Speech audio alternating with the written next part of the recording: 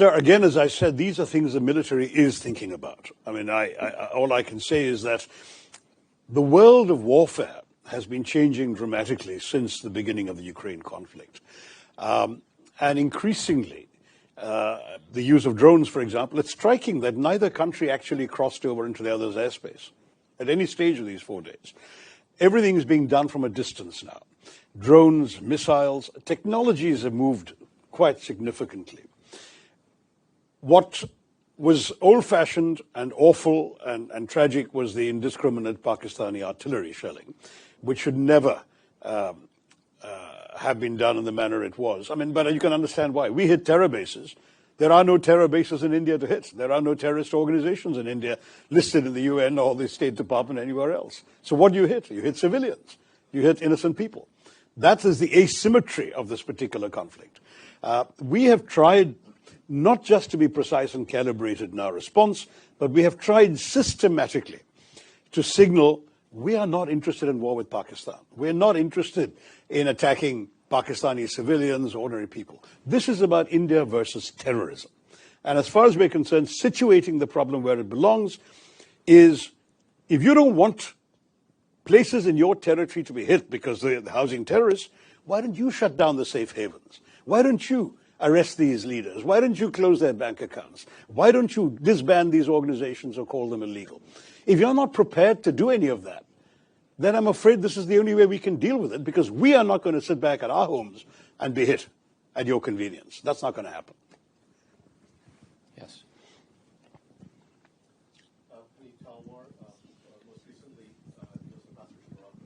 Sorry, I didn't hear you very well. Do repeat that. Puneet Talwar, yeah, good to see you again. Good to see you Most again. recently, U.S. Ambassador to Morocco. And I wanted to ask you, you mentioned that during the engagement, the military engagement, that China's technology was at the top level was provided to Pakistan. So they had cutting-edge technology. You managed to penetrate that. So I want to just press you a little bit more on that. Is the sense in the strategic community and top-level politicians like yourself that India stacks up just fine against Chinese technology, or is there some sense of concern or reassessment going on in a serious way about where this leaves India relative to China? Puneet, I think, frankly, the reassessment took place while the fighting was going on. In other words, when we saw what the Pakistanis were attempting to do, using, as you say, Chinese technology, there's supposed to be something called a kill chain that the Chinese specialize in, where the radar, GPS, planes and missiles are all linked together and they react instantly. All this is stuff I'm reading in public military analyses. It's not something I've got from any classified source. But when we saw that, we simply did things in a different way. Otherwise, we wouldn't have been able to hit the 11 airfields, and we wouldn't have been able to breach the Chinese supplied air defenses. So it's clear that assessments were taking place while the fighting was happening, and we were recalibrating our strategies in order to end as effectively as we were able to end. So that, I think, is the short answer. The longer answer, I'm afraid, only the military can provide. I mean, you and I have been at various ends of the policy spectrum in your country and in mine, but we haven't really been sitting in military headquarters. So I'll take a pass on how much further we can go on that. By the way, on the Chinese technology, I may have slightly misspoken, because my understanding is, for example, the aircraft given is the Chinese J-10, whereas the Chinese themselves have a J-20, which is apparently one or half a generation newer. And who knows if they'll supply that. I mean, the fact is China has immense stakes in Pakistan. The largest single project of the Belt and Road Initiative is the one in Pakistan, the China-Pakistan Economic Corridor. So we have no illusions about the degree of commitment that China may well be feeling towards Pakistan. Samir.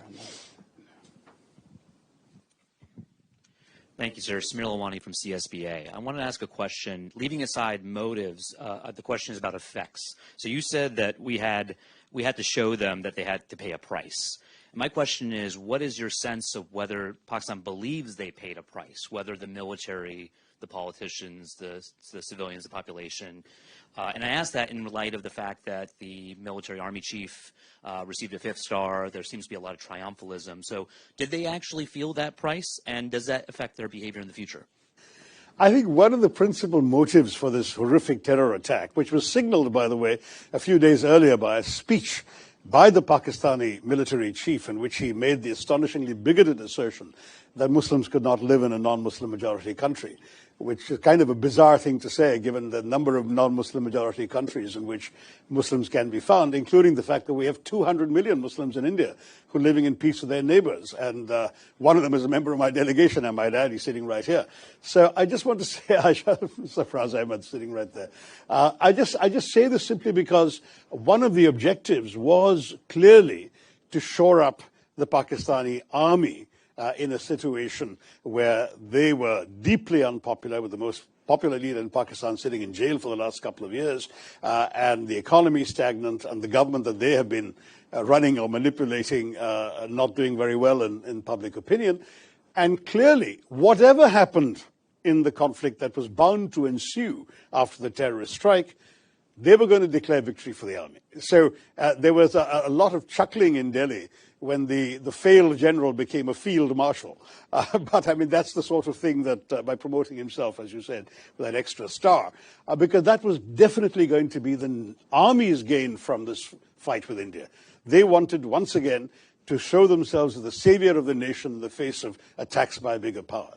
The fact is that they provoked those attacks. We were very happy leaving them alone. We had no desire to start this. But when they provoked these attacks by the terrorist strike, we gave them, if you like, a ready-made opportunity to come up with a narrative they'd already pre-decided they wanted.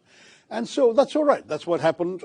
We have no particular complaints or regrets. If that makes them feel that they can stop fighting, it saves us the bother of continuing this unnecessary fight.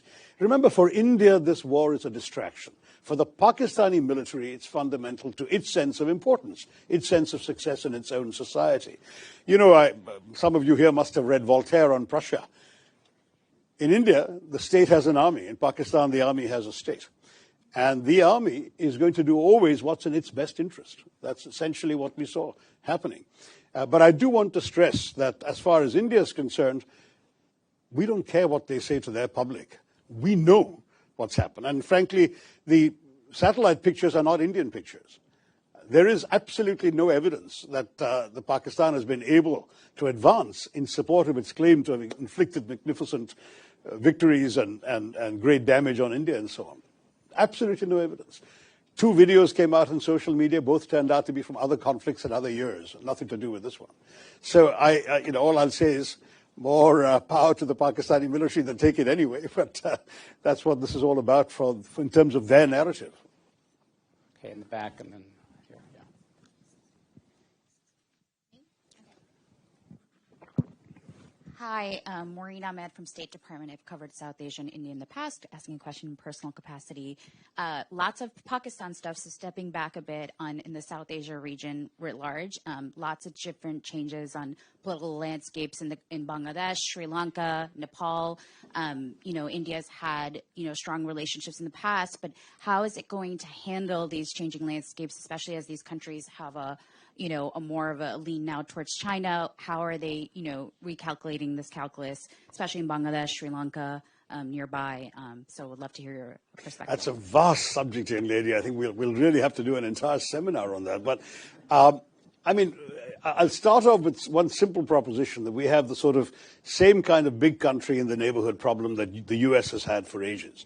I don't know how many of you remember the Mexican president, Porfirio Diaz, saying, "My poor Mexico, so far from God and so close to the United States." I mean, many small countries in our neighborhood are bound to have the sort of feeling about being so far from wherever and so close to India. So China does come in and play a role. I mean, there's no doubt about that. They've all reached out. China can be a fairly munificent supplier of funds. Very often they are loans and not grants, and some of them involve unsustainable debt obligations on the part of the recipients. And so, yes, you've implied there are certain issues we need to address. We will, but it'll take too long to give you a short answer, other than to say that the neighborhood is of great importance to us. We, as a country, have always appreciated the fact that when we sit around the table with our neighbors, we account for 70% of the landmass and 80% of the GDP. We have a responsibility to care for the well-being of our neighbors. And we are conscious of that. In fact, we were trying to make a go of the South Asian Association for Regional Cooperation, but Pakistan obstructed that on the grounds that they could not have these relationships blossoming as long as they had a grouse with India. And unfortunately, the South Asian Association worked on consensus, and so nothing could get done. India still has now revived another sub-regional organization called BIMSTEC, the Bay of Bengal Initiative, which does not include Pakistan, and sadly doesn't include the Maldives either, because they're to the west of the Bay of Bengal, but all the countries to the east, including Thailand and Myanmar, are part of this initiative.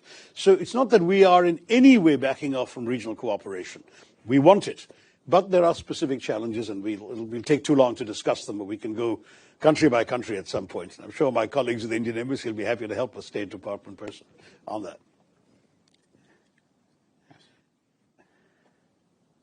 You have to stand up. That shouldn't be allowed. This is my son. Shashi Tharoor of the Washington Post. Definitely asking a question in personal capacity. And mostly to say hi before you go off to your next engagement. Raise the mic. Mostly to say hi before you go off to your next engagement. I'm curious, though, on this tour you've been on, various countries in the Western Hemisphere, have any of your government interlocutors asked you to show evidence of Pakistan's culpability in the initial attack? And what do you say to the repeated Pakistani denials of having any hand in the initial attack? Okay, well, I'm very glad you raised this, Ishant. I didn't plant it, I promise you. This guy does this to his dad. Very simply, no one had any doubt, and we were not asked for evidence. But media have asked, and so you are speaking for your tribe in that in 2 or 3 places media asked this question.